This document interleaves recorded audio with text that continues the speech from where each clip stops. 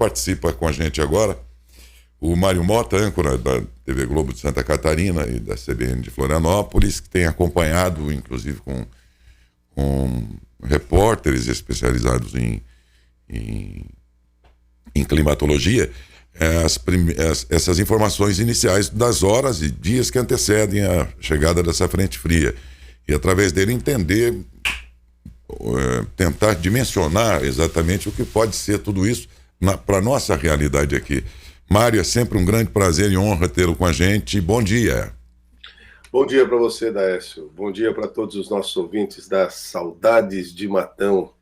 Esta valsa maravilhosa que vem à mente quando eu falo contigo por essa emissora. Um prazer muito grande conversar, inclusive mesmo sobre um tema preocupante como é o da temperatura desta semana. Mas você abriu e praticamente resumiu o nosso alerta à população. Deve vir um frio intenso, talvez um pouco mais intenso do que normalmente estávamos ou estamos acostumados no dia a dia, mas nada absurdamente intenso que pudesse provocar, como você mesmo disse, uma palavra mais próxima do pânico. As pessoas devem se preparar, mas sem o exagero que muitas vezes a própria internet acaba provocando. Eu não diria nem involuntariamente, muitas vezes por interesses outros que não entendemos. Mas é importante lembrar que agora, nesse período até o dia 31 de julho, está prevista, sim, uma nova e intensa massa de ar frio polar que deve trazer um frio muito forte para a região sul do Brasil, estendendo-se, inclusive, até o meio do nosso país. Mas tudo vai acontecer de uma maneira gradativa. As pessoas vão começar a perceber a partir mesmo aqui para o sul, de terça para quarta, de amanhã para depois. E apesar das temperaturas da tarde continuarem relativamente altas para o esquema, no dia 27 de julho, a partir da quarta-feira, nós teremos a massa de ar polar influenciando o tempo. Para cá, inclusive, há uma certa previsão do que eles chamam de frente fria, que, na verdade, é uma frente úmida, que antecede as massas de ar frias. Por isso são chamadas de frente fria. Deveriam chamar frentes do frio, porque normalmente são frentes úmidas, de chuva. E há uma previsão de chuva aqui para Santa Catarina, para o Rio Grande do Sul e para Santa Catarina, entre amanhã e o comecinho da quarta-feira. Depois, estabiliza-se o tempo em relação à chuva, ela vai embora, provavelmente para o mar, o que é lamentável para vocês aí da região de Matão, que estão há quase, se não me engano, 100 dias sem chuvas e necessitam. Eu acompanhava uma reportagem do Esteves, vosso repórter, sobre os problemas enfrentados pela agricultura aí na região centro-norte de São Paulo, principalmente. E aqui também, em alguns pontos do estado, nós temos rios que baixaram demais o seu nível, e isso preocupa bastante os agricultores de toda a região.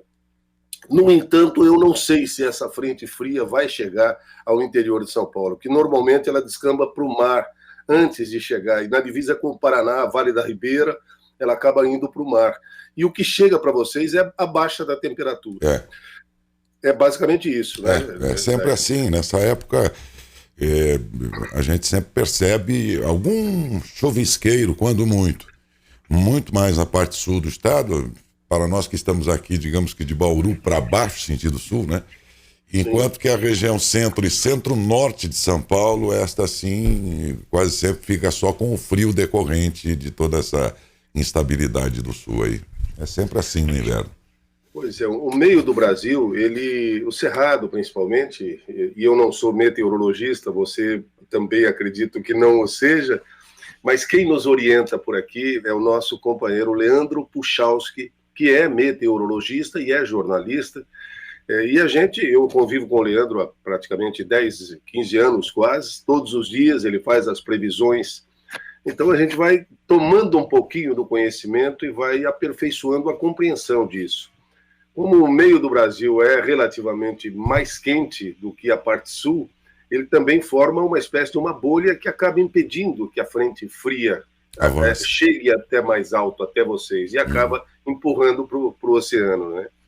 Isso pequeno detalhe. é verdade. E por isso é que as últimas frentes que nós tivemos aí, duas delas, pelo menos mais intensas, elas trouxeram realmente a consequência do frio sobre algumas culturas, né, agrícolas, e para o ser humano também, mas realmente a chuva já não foi ela não chega por aqui, então o nosso frio é seco mesmo, aliás, bastante seco, tivemos a semana passada, Mário, umidade relativa no ar de 7, 8% em algumas cidades da região, quer dizer, muito baixa. E é sempre um grande complicador para a saúde das pessoas também, né? Fora essa consequência. Não tenho dúvida. Dificuldade para respirar, Sim. Inclusive, eventualmente sangue no nariz, como acontece, e algumas pessoas sofrem exatamente por isso, pela secura. Tem, não há dúvida. Ô Mário, para vocês aí, porque a gente sempre aqui faz um cálculo aproximado de que tudo aquilo que acontece para vocês num dia, 2 dias depois chega aqui. É Sim. Quase sempre assim, né? Para vocês aí a instabilidade deve começar a partir de amanhã. Bom, o primeiro dia com temperatura, instabilidade, ou seja, se considerarmos chuva, a instabilidade primária, sim. A partir de amanhã, inclusive, pode ter alguns temporais aqui na região oeste de Santa Catarina, sudoeste do Paraná, inclusive, e oeste do Rio Grande do Sul. Porque, provavelmente, a geologia daquela região, o relevo daquela região acaba fazendo com que os ventos mais fortes que acompanham a frente fria atuem mais diretamente por lá. Você vê que, eventualmente, uma pequena cidade de Santa Catarina sofre a passagem de um mini tornado, de um... eles chamam de tornado bomba ou algo parecido, que é quando a ventania concentra muito sobre um determinado ponto. Quando é na mata, derruba árvores e tudo mais, faz um corredor de destruição, mas não aparece nem muito na mídia. Mas quando atinge alguma cidade, por menor que seja, vocês acabam acompanhando aí nas edições dos jornais nacionais. Então é possível que tenhamos, a partir de amanhã, instabilidade com frente fria por aqui. Agora, o primeiro dia com temperatura abaixo de 0 por aqui deverá ser na quarta-feira, dizem os meteorologistas, mas ainda restrito à região serrana e ao meio-oeste de Santa Catarina. Na quinta-feira, aí sim o frio já começa a ocorrer, não só na Serra, mas vai atingir o meio-oeste, o Planalto Norte do estado de Santa Catarina, e aqui a região da Grande Florianópolis também deverá ter a temperatura bem mais baixa.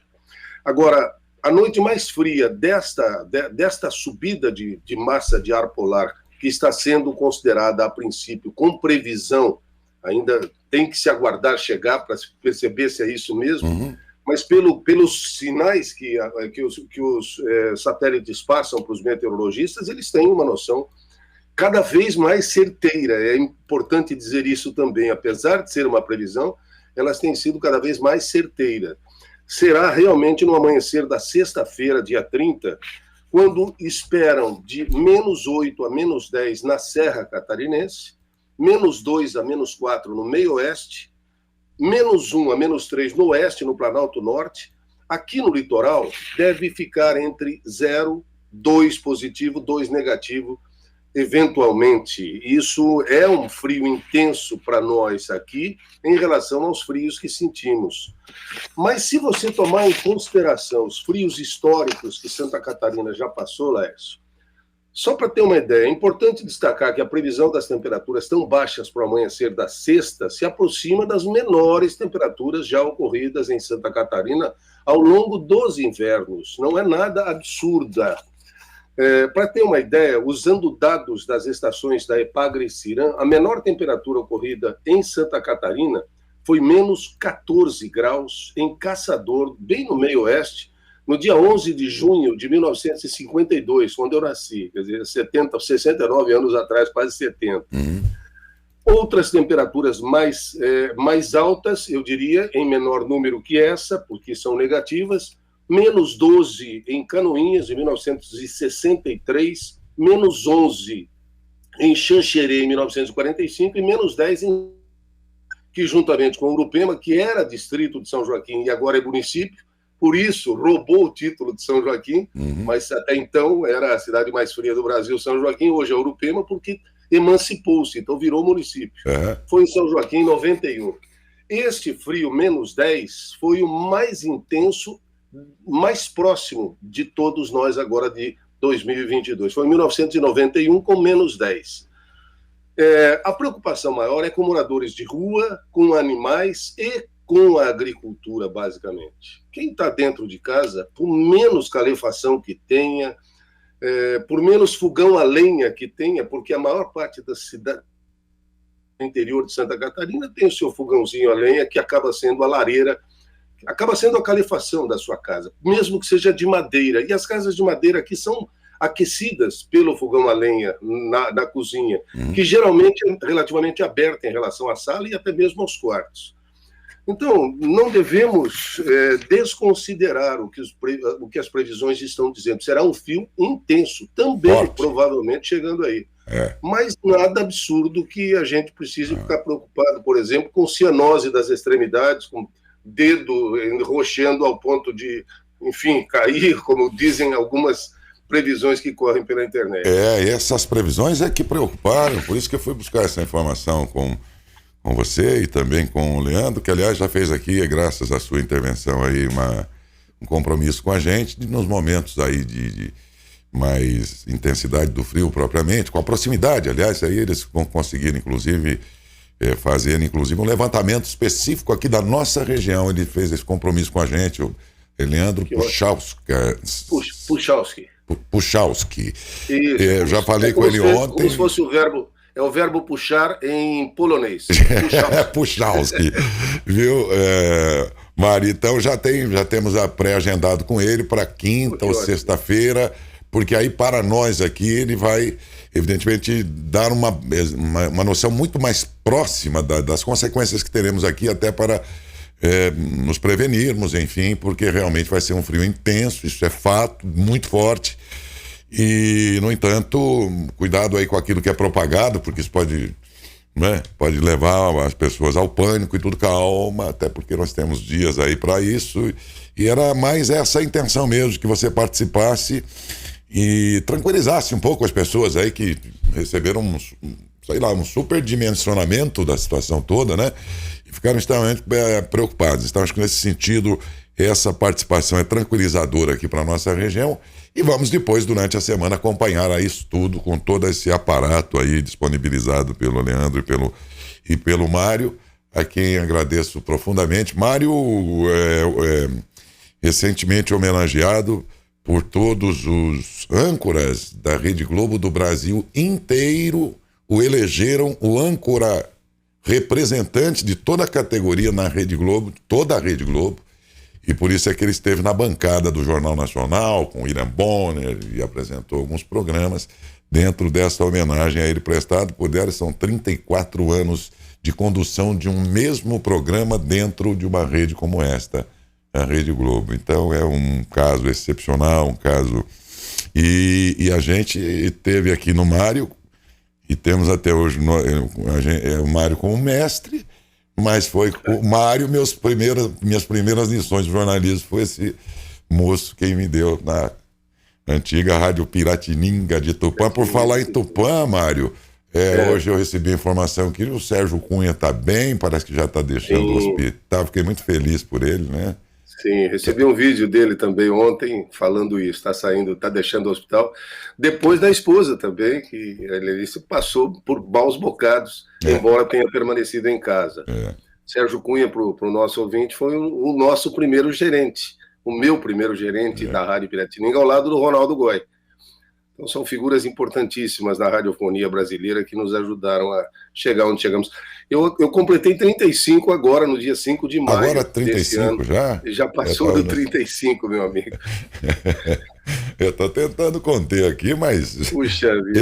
E na verdade, 35, então. 35 anos. Todo o estado de Santa Catarina tem no Mário uma referência de credibilidade, de seriedade, uma história construída graças a toda essa seriedade que tem, essa tranquilidade, né, que isso é importante, confiabilidade, né, nos momentos, enfim, a história é o seu legado, né, e não é para qualquer um, essa aqui é a verdade. Ô, Mário, um grande abraço a você. Muito obrigado pela gentileza de sempre. Você tem seus compromissos e tudo. Também por ter nos auxiliado aí a termos o Pochalski, Leandro, o isso. Leandro, com a gente. Já deu tudo certo. Agradeço profundamente. Se eventualmente precisar de informações, nós, evidentemente, aqui estamos à sua inteira disposição também. Um grande abraço, viu, Perfeitamente. Mário? Bom dia, boa Um semana. abraço, um bom dia a todos vocês das saudades de Matão. Neste mundo eu choro a dor, uma É, saudade sem fim. é. Um abraço, felicidades para todos. Grande abraço, Mário.